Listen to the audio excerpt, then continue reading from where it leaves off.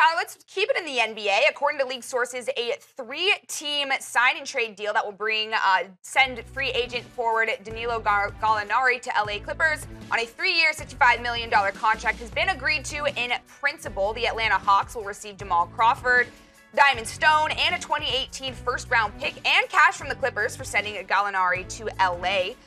What does that move mean for the Clippers in the stacked Western Conference?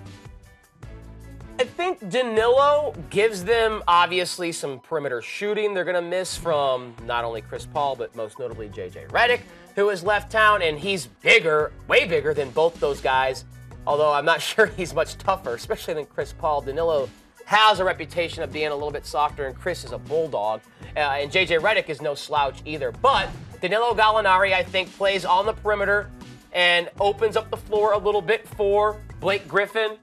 Jamal Crawford leaving the Clippers. There's more shooting, more offense off the bench. And going to the Atlanta Hawks, you wonder if he's going to be bought out or he's going to be used as an asset to move elsewhere, because indications are he doesn't want to play for a team like the Atlanta Hawks.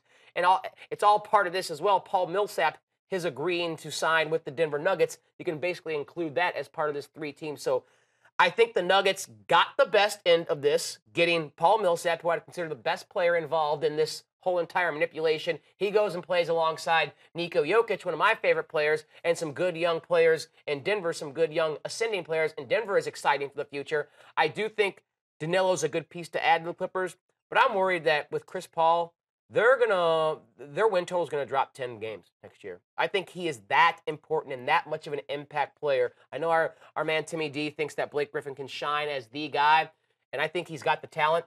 But I think Chris Paul was so criminally underrated in how much he affected the game and the team and how much he affected them winning, that with him now in Houston, the LA Clippers to me are like a 40 to 44 win team instead of the 50 win team we've been used to. And adding Danilo doesn't change that for me.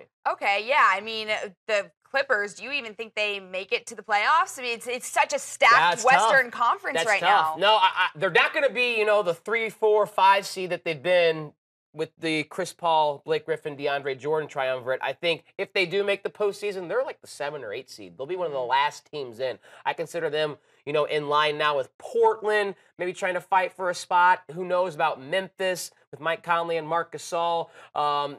Oklahoma City, I'd probably put them in that range now where LA used to be. Minnesota goes in that range now with the moves they make. Denver is going to be competing for a playoff spot. I do think so.